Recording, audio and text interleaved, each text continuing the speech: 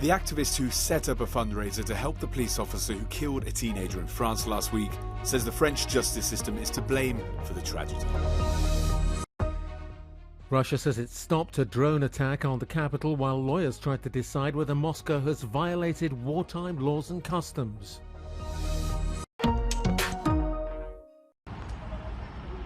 Controversy continues to grow over the fundraising to help the French police officer who killed a teenager during a routine traffic check in France last week. According to far-right activist Jean Messier, who set up the financial appeal, the family of the French policeman is facing a huge wave of generosity from the public. In just a single day, more than €1 million was raised to help with the legal costs for the family of the policeman. The killing has caused huge tensions and riots to overflow in France. And now, in an exclusive interview with Euronews, Messier criticised French President Emmanuel Macron for laying off the policeman. C'est vraiment un élan de générosité et une émotion qui a été suscitée dans tout le pays par cette famille qui souffre aujourd'hui de la perte d'emploi et de la dégradation professionnelle et même politique, puisque ce policier a été lâché par le président de la République lui-même, qui est censé être son dirigeant, dès le départ et sans préjudice de n'importe quel élément d'enquête en sa possession. Messier also says that he would be unwilling to collect funds for the family of the victim as well. He thinks the French justice system was responsible for the tragedy, as they failed to put the teenager behind bars despite being known to authorities. The far-right activist also blames the family of the victim for not looking after him, as well as the victim himself for not obeying police orders. Si ce jeune avait tout simplement obtempéré, qu'il était descendu calmement de son véhicule en coupant le moteur, il ne serait pas mort. Le fait de ne pas obtempérer aux forces de l'ordre vous fait mettre le doigt dans un engrenage qui, encore une fois, peut aboutir à un drame. En l'espèce, Naël s'est suicidé, ni plus ni moins. Parties across the political spectrum are condemning the fundraising activity, with Prime Minister Elizabeth Bourne saying it will not help to calm tensions. D'abord, ce n'est pas le gouvernement qui peut décider ou non de l'existence d'une cagnotte. C'est à la justice, le cas échéant, de se prononcer sur la légalité de cette cagnotte. Le fait qu'effectivement ce soit une personne proche de l'extrême droite qui ait lancé cette cagnotte ne contribue pas sans doute à apporter de l'apaisement. So far, more than 40,000 people have pledged money to the family of the police officer.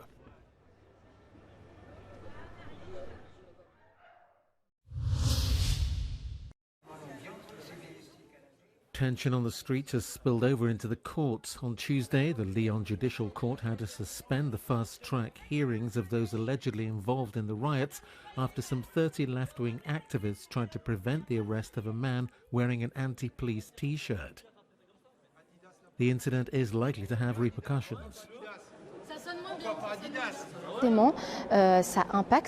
Ça impacte fortement les possibilités qui sont offertes pour que chaque détenu puisse accomplir tout projet de sortie. Donc voilà, ça reste des conditions très difficiles et malheureusement, plus on place en détention des personnes, plus la maison d'arrêt est en surpopulation. Donc c'est compliqué.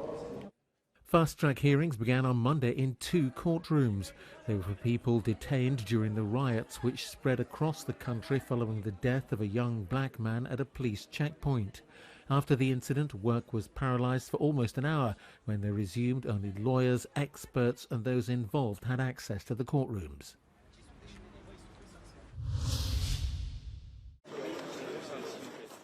French President Emmanuel Macron has told hundreds of mayors of cities shaken by recent riots the peak of violence has passed.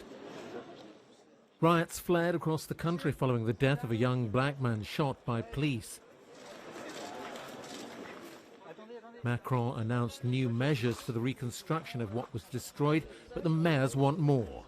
La problématique, parce que les dealers remettent de l'ordre, c'est malheureusement la triste réalité, mais c'est ce que l'on vit à chaque émeute urbaine dans nos communes. Et on sait très bien que dans quelques semaines, dans quelques mois, dans quelques années, il y aura à nouveau des émeutes urbaines. Et que cela donc nécessite un travail immédiat de retour à l'ordre, évidemment, de retour à l'autorité régalienne. C'est transpartisan, ce que je vous dis. Et puis parallèlement, qu'il y a un travail profond, totalement différent de ce qui est fait depuis une trentaine d'années.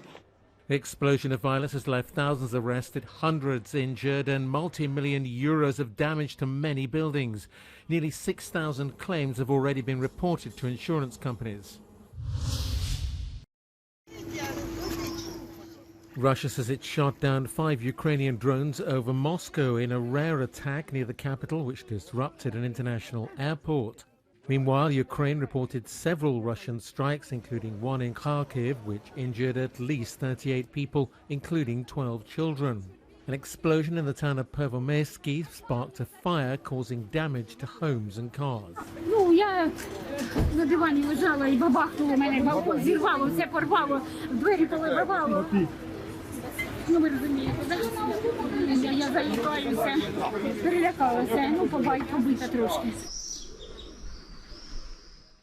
Meanwhile, Russian strikes in Kherson killed 2 people. The attack also damaged residential buildings. Legal teams have launched a pre-trial investigation into whether there's been a violation of the laws and customs of war. The drone attack in Moscow followed similar raids on the capital, but was the first known assault since the failed mutiny of mercenary chief Yevgeny Prigozhin. Ukraine has not admitted to launching the drone raid. Были сильные взрывы, очень сильно тряхануло дом один раз. Ребенок очень сильно испугался. Russia says 4 out of 5 drones were downed by air defenses and the 5th was electronically jammed and forced down. There were no reported casualties. In May, 2 drone attacks hit the Russian capital in what appeared to be Kiev's deepest strikes into Russia. A stabbing and car-ramming attack in Tel Aviv has left 9 people injured. 3 of them are in a serious condition. The attacker, a Palestinian resident of the West Bank, was shot by a passerby. According to the Islamic resistance organization Hamas, the deceased was a Hamas militant and acted in retaliation for the Israeli military operation in the West Bank. The operation began on Monday in the Jenin refugee camp and used armored vehicles, bulldozers and drones. Israel says they plan to neutralize explosive stores and facilities belonging to terrorist organizations. The clashes left a dozen people dead on the Palestinian side and thousands fled their homes in panic. The international community has called on Israel to respect humanitarian law and the principle of proportionality in its actions. The Israeli-Palestinian conflict is experiencing its most violent period since the Second Intifada. Over 200 people have been killed this year, the overwhelming majority of them Palestinians.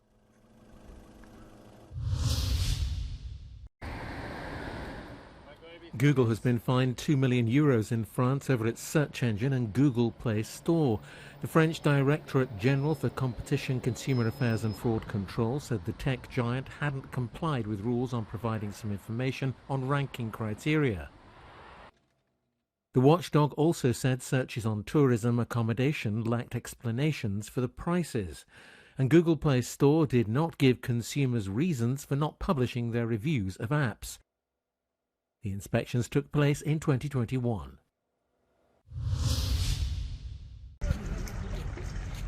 The European Commission is set to sign a memorandum of understanding with the Tunisian government that includes a financial package of €105 million. It'll be for border management, search and rescue operations, anti-smuggling activities and the return of migrants. This kind of cooperation is becoming more common and was indeed endorsed by EU leaders at last week's summit in Brussels, where they stressed the importance of strengthening and developing similar strategic partnerships. But to who and how much is the European Union paying to slow down migration flows? Besides the €6 billion earmarked to Turkey in 2016, 60 million more is being put towards a new Western Balkans migration package, with €120 million going to Egypt and 152 to Morocco.